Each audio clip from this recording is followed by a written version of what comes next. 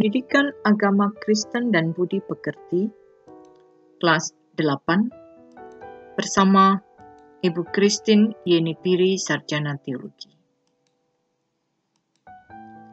Shalom, kita berjumpa kembali di semester 2 tahun 2021. Semoga kita semua sehat, tetap semangat dalam pembelajaran jarak jauh. Mari kita buka pertemuan pertama kita dengan berdoa.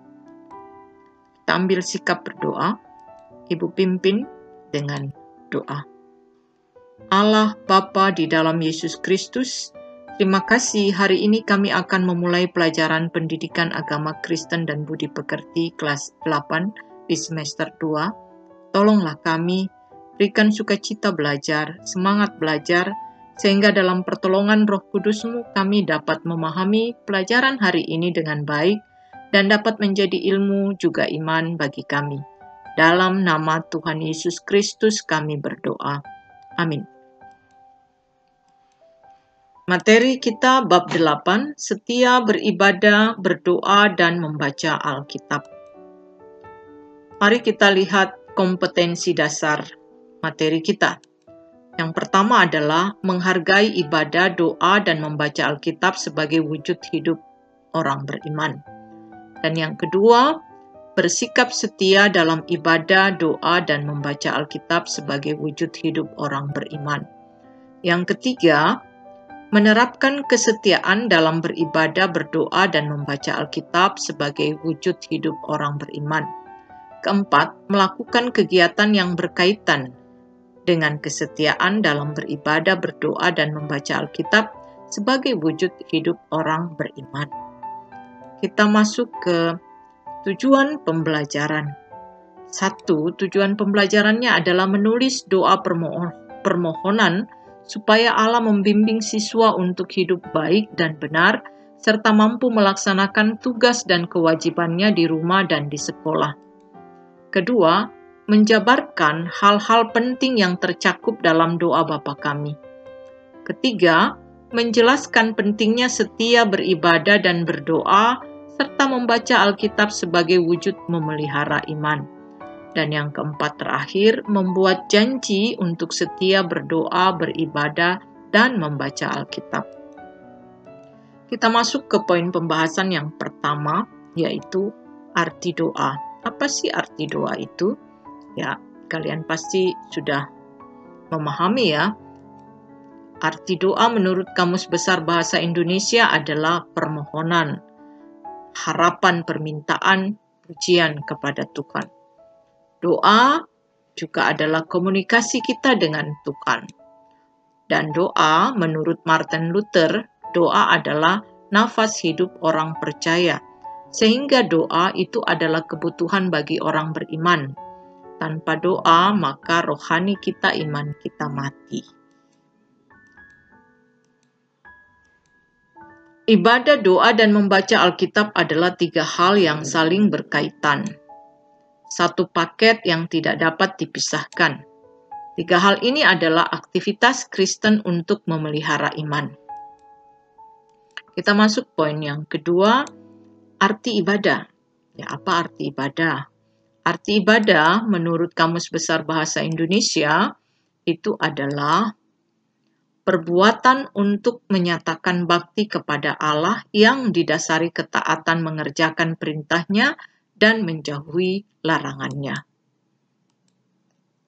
Dan kita lihat bentuk ibadah. Apa sih bentuk ibadah itu? Ya, bentuk ibadah itu ada formal, yaitu upacara-upacara yang berlangsung di rumah gereja setiap hari Minggu atau setiap hari di gereja, ya, atau di rumah masing-masing, ya. Coba kalian bayangkan ketika sebelum COVID ini, ibadah minggu, sekolah minggu, kemudian ibadah raya, ibadah perayaan-perayaan gerejawi, atau pertemuan-pertemuan kaum ibu, kaum bapak, baik di gereja ataupun ibadah syukur di rumah. Itu adalah bentuk ibadah formal. Dan kemudian bentuk ibadah non-formal itu adalah sikap hidup manusia. Ya.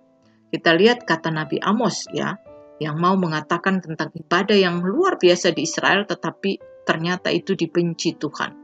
Nabi Amos berkata, "Aku membenci, aku menghinakan perayaanmu, dan aku tidak senang terhadap perkumpulan rayamu. Sungguh, apabila kamu mempersembahkan kepadaku korban-korban bakaran dan korban sajianmu, aku tidak suka, dan korban keselamatanmu berupa ternak yang tambun, aku tidak mau pandang.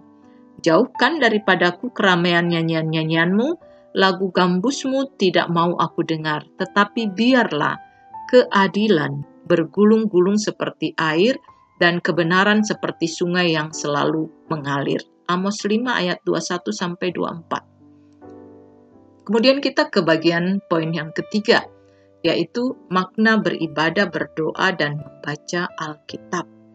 Kita perhatikan, ya, orang percaya atau orang Kristen adalah orang yang beribadah, berdoa, dan membaca Alkitab. Jadi maknanya itu menjadi satu bagian yang menyatu dalam kehidupan setiap orang Kristen. Itu ada atau terjadi sejak gereja berdiri atau sejak adanya jemaat mula-mula. Kisah Para Rasul 2 ayat 41-42 menuliskan tentang cara hidup jemaat mula-mula. Bertekun dalam pengajaran rasul-rasul dan dalam persekutuan, memecahkan roti dan berdoa. Mereka bukan hanya beribadah, berdoa, dan baca Alkitab, tetapi saling menolong. Ya, nyata ibadah formal dan non-formal menjadi satu paket.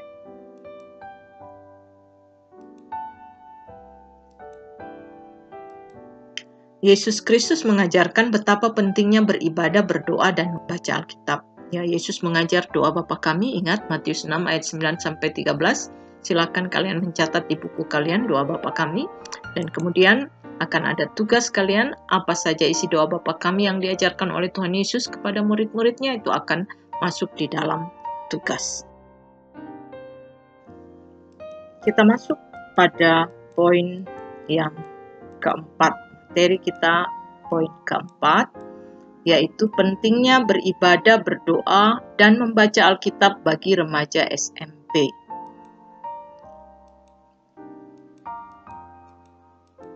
Ya, pertama, dalam ibadah, berdoa, dan membaca Alkitab, orang beriman mewujudkan iman dan kepercayaannya kepada Allah, bahwa Allah yang telah terlebih dahulu datang kepada manusia, Allah menyapa manusia, mencari serta menyelamatkan manusia. Allah setia kepada janjinya, maka orang beriman pun harus menunjukkan kesetiaannya kepadanya, antara lain melalui ibadah. Orang yang setia berkenan kepadanya. Amsal 12 ayat 22 berkata, orang yang dusta di bibirnya adalah kekejian bagi Tuhan, tetapi orang yang berlaku setia dikenannya. Kemudian kita lihat kedua,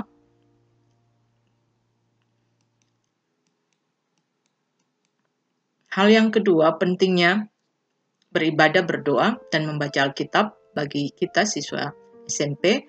Kesetiaan beribadah, berdoa, dan membaca Alkitab menghasilkan pencerahan hidup. Ibadah membawa makna perubahan dalam diri orang percaya. Seorang sosiolog agama namanya Durkheim mengatakan ada kaitan antara kebersamaan dalam ibadah dengan eratnya kebersamaan dalam kelompok beragama. Ketika menjalankan liturgi penyembahan, nyanyian-nyanyian dan penyembahan, itu mempersatukan orang dalam satu perasaan kebersamaan. Jadi kita lihat ini ya manfaatnya ya. Ibadah itu mempersatukan kita dalam satu perasaan kebersamaan. Kemudian yang ketiga, melalui ibadah orang beriman mengekspresikan wujud syukurnya kepada Allah. Jadi ibadah merupakan ekspresi syukur kita.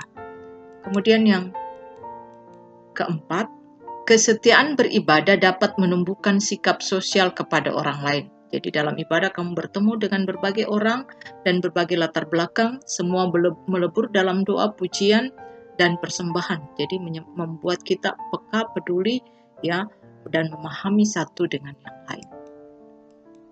Kita ke poin 5. Sikap yang baik dan benar dalam beribadah, berdoa, dan membaca Alkitab itu bagaimana sih? Ya, 1. Bertemu dengan Tuhan dalam ibadah, doa, dan baca Alkitab, bersikaplah yang pantas, yang sopan, dan penuh hormat, ya. Karena kita akan bertemu dengan Tuhan, ya. Jadi kita pantas, sopan, dan penuh hormat ya. Bertemu dengan Tuhan, kedua, apalagi di rumah gereja, perhatikanlah tubuh kalian ya. Artinya, berikanlah tubuh kalian yang kudus, yang suci. Pakailah pakaian yang sopan dan pantas. Ketiga, berdoa bukan seperti orang munafik. Berdoa yang bertele-tele, yang digambarkan seperti orang Farisi, tetapi berdoalah seperti orang berdosa atau pemungut cukai. Kalian bisa baca dalam Matius 6 ayat 5-8. Dan keempat, beribadah berarti berkumpul, bukan sendiri di rumah lewat TV atau radio. Oh, jangan berkata, oh saya mau ibadah di rumah saja. Tetapi kita berkumpul ya, bukan sendiri. Sekarang pandemi, maka berkumpullah bersama saudara bersaudara di rumah, membentuk persekutuan orang percaya ya. Tetapi kalau kalian sendiri ya maka sendiri. Ada perubahan sekarang saat ini adalah beribadah di rumah karena kita menghindari dampak penularan pandemi COVID-19.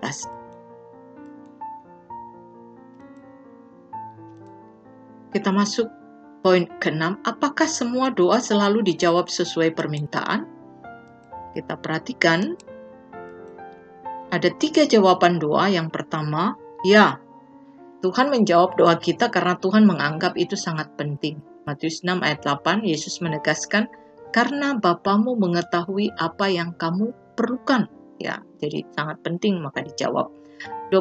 Matius 21 ayat 22, dan apa saja yang kamu minta dalam doa dan penuh kepercayaan, kamu akan menerimanya. Jawaban doa yang kedua adalah tidak. Tuhan tidak menjawab doa kita, permintaan kita tidaklah penting, bahkan mungkin hanya untuk memuaskan nafsu. Yakobus pasal 4 ayat 3 menyatakan, atau kamu berdoa juga tetapi kamu tidak menerima apa-apa, karena kamu salah berdoa, sebab yang kamu minta itu hendak kamu habiskan untuk memuaskan hawa nafsumu. Ya, kamu minta baju baru, tas baru hanya untuk pamer, itu untuk hawa nafsu, bukan sesuatu yang penting. Perhatikan ini. Kemudian jawaban yang ketiga adalah nanti. Ya, Tuhan menganggap bahwa bukan waktu yang tepat menjawab doa kita, atau menganggap bahwa permintaan kita bukanlah hal yang terpenting. Ia mengganti dengan yang lain. Ya, inilah materi kita. Kita masuk ke yang terakhir adalah tugas. Jawablah dengan jelas dan tepat. Pertama, tugas pertama, apa saja isi doa Bapa kami yang diajarkan oleh Tuhan Yesus kepada murid-muridnya? Ya, apa saja isinya ya, maksudnya apa yang diajar, bukan menulis doanya ya, apa saja. Yang kedua adalah sebutkanlah model ibadah bagaimana yang menyenangkan kalian. Bagaimana sih model ibadah yang menyenangkan kalian? Dan yang ketiga adalah tulis doa permohonan dalam belajar dengan kondisi pandemi COVID-19. Permohonanmu kepada Tuhan ya dalam belajar supaya Tuhan memberikan kemampuan atau bagaimana, silahkan kalian menulis doanya. Dan kita lihat petunjuk mengerjakan tugas, jawaban ditunggu hari ini paling lambat pukul 23.00 melalui Google Classroom. Ya, demikian kita tutup pertemuan kita hari ini dengan berdoa. Ibu pimpin dengan doa. Mari kita ambil sikap berdoa. Allah Bapa di dalam Yesus Kristus, terima kasih untuk pelajaran hari ini. Biarlah oleh kuasa Roh Kudus-Mu kami beroleh pengetahuan dan pertumbuhan iman dalam berdoa, beribadah, dan membaca Alkitab yang bisa kami praktekkan dalam kehidupan kami sehari-hari. Terpujilah nama-Mu kekal selamanya. Amin. Ya, demikian pertemuan kita. Sampai kita bertemu lagi di materi berikutnya.